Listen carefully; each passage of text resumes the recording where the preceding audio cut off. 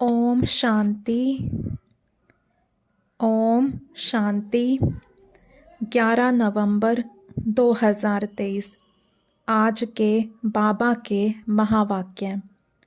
आज बाबा ने कहा, मीठे बच्चे, जितना तुम बाप को याद करेंगे उतना तुम्हारी बुद्धि का ताला खुलेगा। जिन्हें घड़ी घड़ी बाप की याद भूल जाती है वह हैं अनलक्की बच्चे। प्रश्न, खाता जमा करने का आधार क्या है?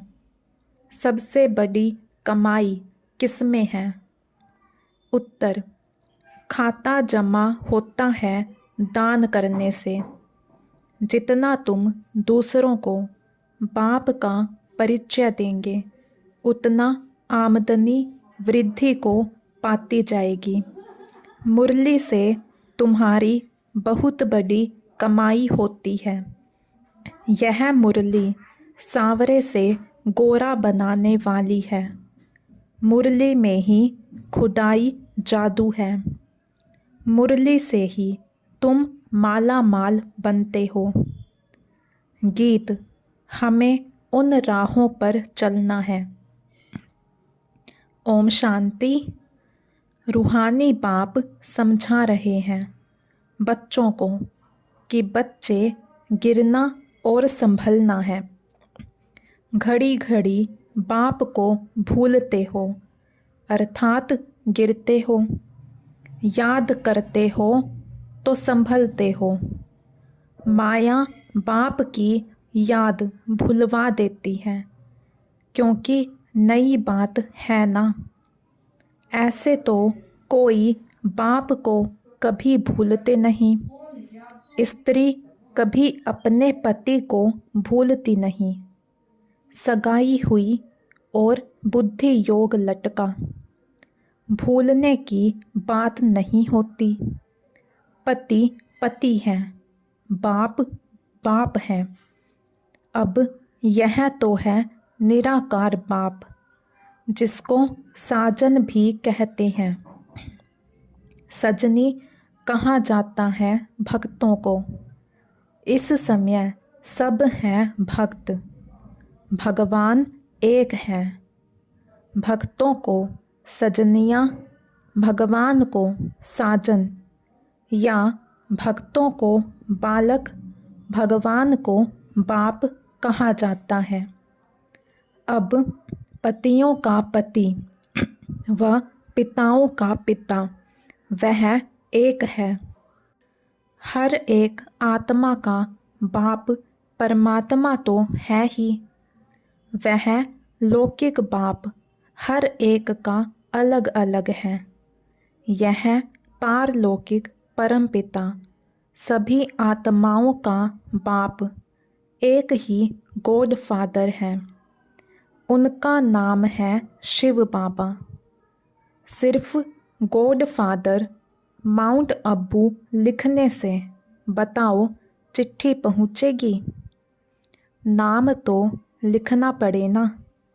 यह तो बेहद का बाप है। उनका नाम है शिव। शिव काशी कहते हैं ना। वहाँ शिव का मंदिर है। ज़रूर वहाँ भी गए होंगे। दिखाते हैं ना, राम यहाँ गया, वहाँ गया, गांधी यहाँ गया। तो बरोबर शिव बाबा का भी चित्र है, परंतु वह तो है निराकार। उनको फादर कहा जाता है और किसको सबका फादर कह नहीं सकते। ब्रह्मा, विष्णु, शंकर का भी वह फादर है। उनका नाम है शिव। काशी में भी मंदिर है। उज्जैन में भी शिव का मंदिर है। इतने मंदिर क्यों बने हैं कोई भी नहीं जानते।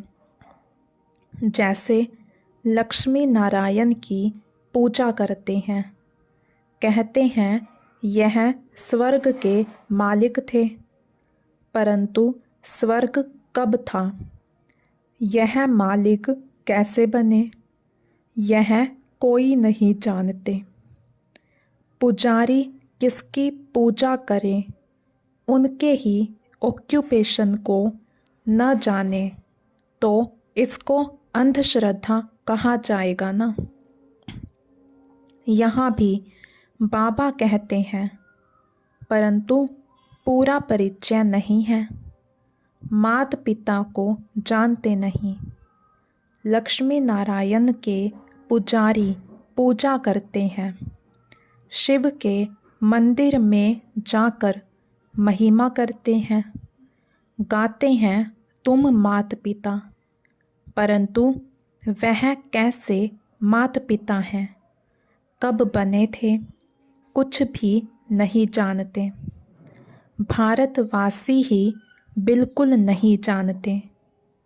क्रिश्चियन, बोधि आदि अपने क्राइस्ट को, बुद्ध को याद करते हैं, झट उनकी बायोग्राफी को बताएंगे।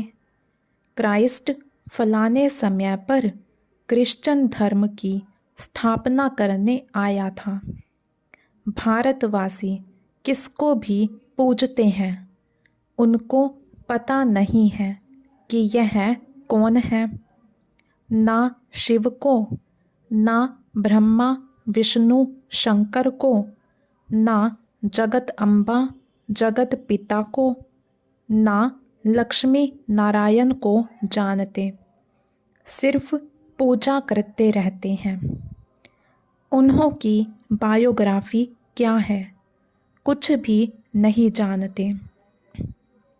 बाप आत्माओं को बैठ समझाते हैं, तुम जब स्वर्ग में थे तो तुम्हारी आत्मा और शरीर दोनों पवित्र थे, तुम राज्य करते थे।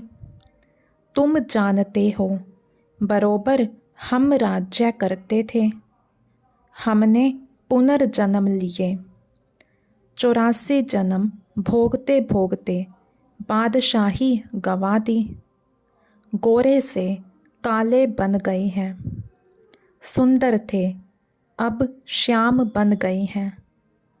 आजकल नारायण को भी सांवरा दिखाते हैं तो सिद्ध होता है वही श्री कृष्ण श्री नारायण था, परंतु इन बातों को बिल्कुल समझते नहीं। यादव हैं मूसल इन्वेंट करने वाले, और कौरव पांडव भाई भाई थे। वह आसुरी भाई और यह दैवी भाई थे। यह भी आसुरी थे। इन्हों को बाप ने ऊंच बनाकर दैवी भाई बनाया है। दोनों भाइयों का क्या हुआ? बरोबर पांडवों की जीत हुई, कौरव विनाश हो गए। यहाँ बैठे हुए भी भल मम्मा बाबा कहते हैं, परंतु जानते नहीं हैं, बाप की श्रीमत पर नहीं चलते हैं। जानते नहीं हैं कि बाबा हमको राजयोग सिखला रहे हैं। निश्चय नहीं रहता। देह अभिमानी होने कारण देह के मित्र संबंधियों आदि को याद करते हैं। यहाँ तो देही बाप को याद करना है। यह नई बात हो गई, मनुष्य कोई समझा ना सके। यहाँ माता पिता के पास बैठे हुए भी उनको जानते नहीं। यह वंडर है ना। जन्म भी यहाँ हुआ, फिर भी जानते नहीं, क्योंकि निराकार है। उनको अच्छी रीति समझ नहीं सकते, उसकी मत पर नहीं चलते, तो फिर आश्चर्यवत भागंती हो जाते हैं, जिससे स्वर्ग का 21 जन्मों का वर्षा मिलता है। उनको नहीं जानने से भाग जाते हैं। जो बाप को जानते हैं उनको बख्तावर कहा जाता है। दुख से लिबरेट करने वाला तो एक ही बाप है। दुनिया में दुख तो बहुत है ना। यह है ही भ्रष्टाचारी राज्य। ड्रामा अनुसार फिर भी 5000 वर्ष बाद ऐसी ही भ्रष्टाचारी सृष्टि होगी। फिर बाप आकर सतयुगी श्रेष्ठाचारी स्वराज्य स्थापन करेंगे। तुम मनुष्य से देवता बनने आए हो। यह है मनुष्यों की दुनिया। देवताओं की दुनिया सतयुग में होती है। यहाँ है पतित मनुष्य। पावन देवताएं सतयुग में होते हैं। यह तुमको ही समझाया जाता है जो तुम ब्राह्मण बने हो। जो ब्राह्मण बनते जाएंगे उनको समझाते जाएंगे।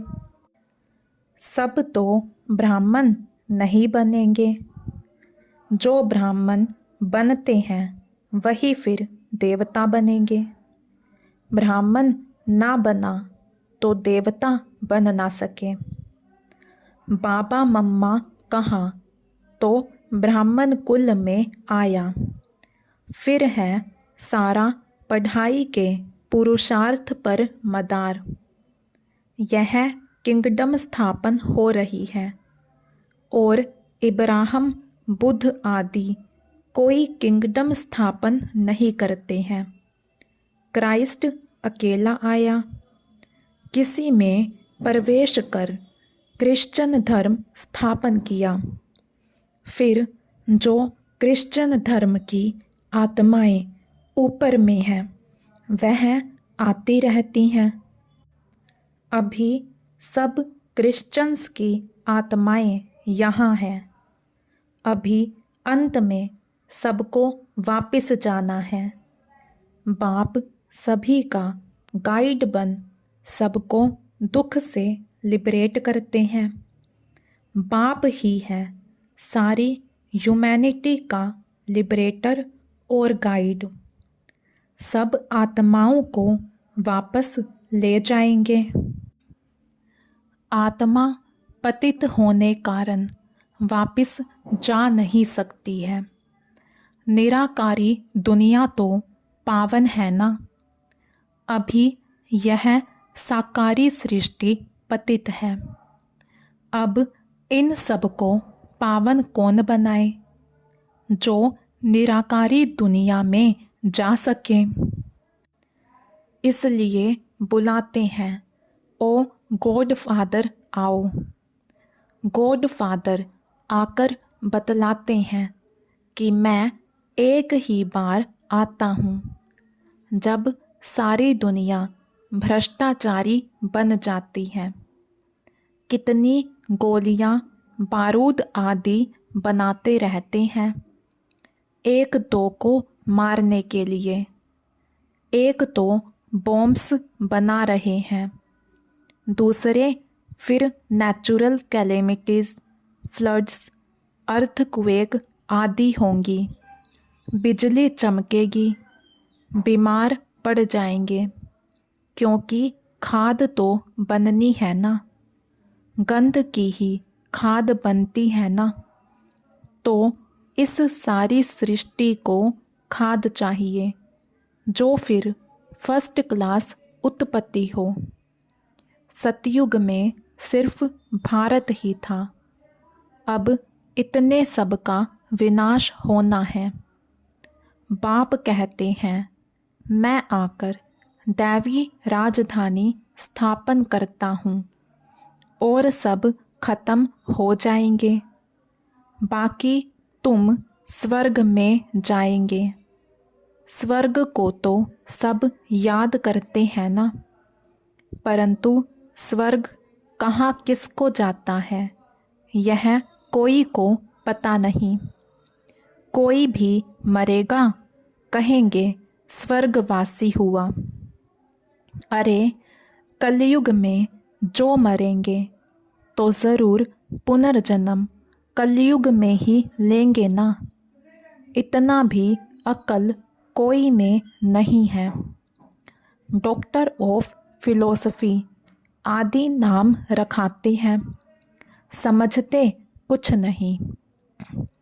मनुष्य मंदिर में रहने वाले थे, वह है क्षीर सागर, यह है विषय सागर। यह सब बातें बाप ही समझाते हैं।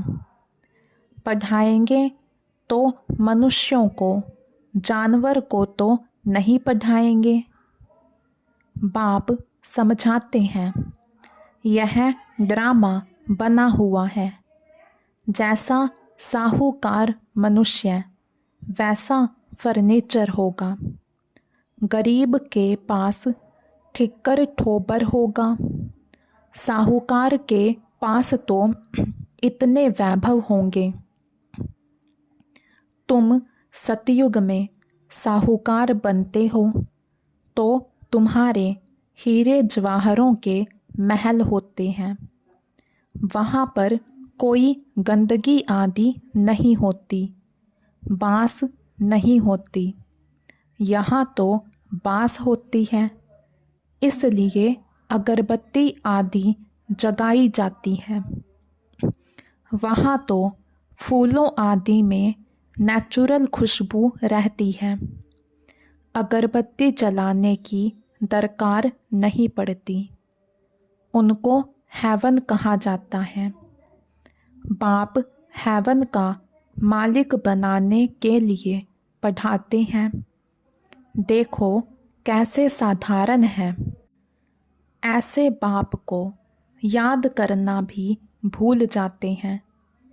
निश्चय पूरा नहीं तो भूल जाते हैं। जिससे स्वर्ग का वर्षा मिलता है, ऐसे माता पिता को भूल जाना कैसी बदकिस्मती है। बाप आकर ऊंच ते ऊंच बनाते हैं। ऐसे माता पिता की मत पर ना चले तो 100% मोस्ट अनलक्की कहेंगे। नंबर वार तो होंगे ना। कहाँ पढ़ाई से विश्व का मालिक बनना, कहाँ नौकर चाकर बनना। तुम समझ सकते हो हम कहाँ तक पढ़ते हैं। वहाँ सिर्फ धर्म पिताए आते हैं धर्म स्थापन करने। यहाँ मात पिता हैं, क्योंकि परवर्ती मार्ग है ना। पवित्र परवर्ती मार्ग था, अभी है अपवित्र परवर्ती मार्ग। लक्ष्मी नारायण पवित्र थे तो उन्हों की संतान भी पवित्र थी। तुम जानते हो हम क्या बनेंगे। माता पिता कितना ऊंच बनाते हैं तो फॉलो करना चाहिए ना। भारत को ही मदर फादर कंट्री कहा जाता है। सतयुग में सब पवित्र थे, यहाँ पतित हैं। कितना अच्छी रीति समझाया जाता है, परंतु बाप को याद नहीं करते तो बुद्धि का ताला बंद हो जाता है। सुनते सुनते पढ़ाई छोड़ देते हैं तो ताला एकदम बंद हो जाता है। स्कूल में भी नंबरवार हैं। पत्थर बुद्धि और पारस बुद्धि कहा जाता है। पत्थर बुद्धि कुछ भी समझते नहीं। सारे दिन में 5 मिनट भी बाप को याद नहीं करते। 5 मिनट याद करेंगे तो इतना ही ताला खुलेगा। जास्ती याद करेंगे तो अच्छी रीति ताला खुल जाएगा। सारा मदार याद पर है। कोई कोई बच्चे बाबा को पत्र लिखते हैं, प्रिय बाबा व प्रिय दादा। अब सिर्फ प्रिय दादा पोस्ट में चिट्ठी डालो तो मिलेगी, नाम तो चाहिए ना। दादा दादियाँ तो दुनिया में बहुत हैं। अच्छा, आज दीपावली है। दीपावली पर नया खाता रखते हैं। तुम सच्चे सच्चे ब्राह्मण हो। वह ब्राह्मण लोग व्यापारियों से नया खाता रखाते हैं। तुमको भी अपना नया खाता रखना है, परंतु यह है नई दुनिया के लिए। भक्ति मार्ग का खाता है बेहद घाटे का। तुम बेहद का वर्षा पाते हो, बेहद की सुख शांति पाते हो। यह बेहद की बातें बेहद का बाप बैठ समझाते हैं और बेहद का सुख पाने वाले बच्चे ही यह सब समझ सकते हैं। बाप के पास कोटों में कोई ही आते हैं। चलते चलते कमाई में घाटा पड़ता है तो जो जमा किया है वह भी ना हो जाती है। तुम्हारा खाता वृद्धि को तब पाता है जब कोई को दान देते हो। दान नहीं देते हो तो आमदनी की वृद्धि नहीं होती है। तुम पुरुषार्थ करते हो, आमदनी की वृद्धि हो।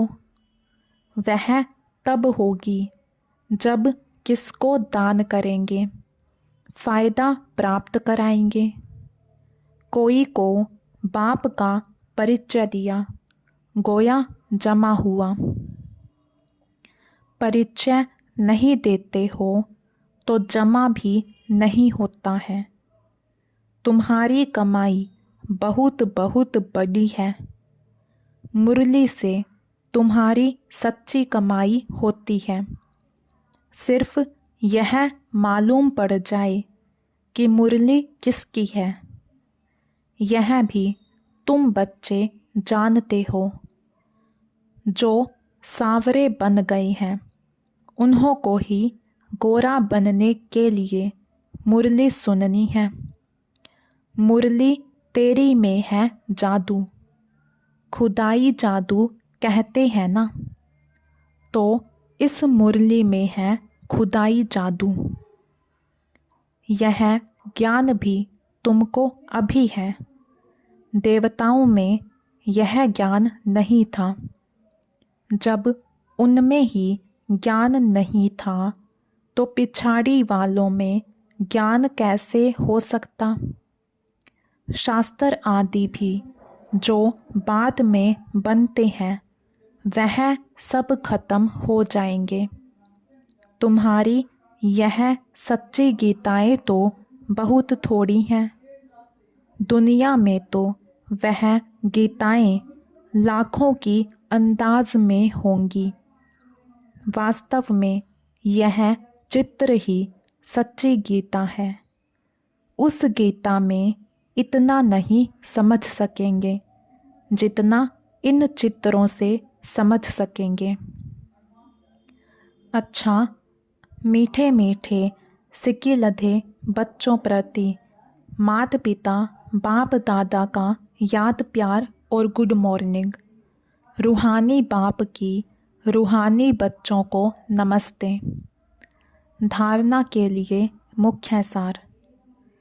अच्छी रीति पढ़ाई पढ़कर स्वयं को बख्तावर माना तकदीरवान बनाना है। देवता बनने के लिए पक्का ब्राह्मण बनना है। देही बाप को याद करने के लिए देही अभिमानी बनना है। देह को भी भूलने का अभ्यास करना है। वरदान: सदा अपने को सारथी और साक्षी समझ देह भान से न्यारे रहने वाले योग युक्त भव। सदा अपने को सारथी और साक्षी समझ देह भान से न्यारे रहने वाले योग युक्त भव।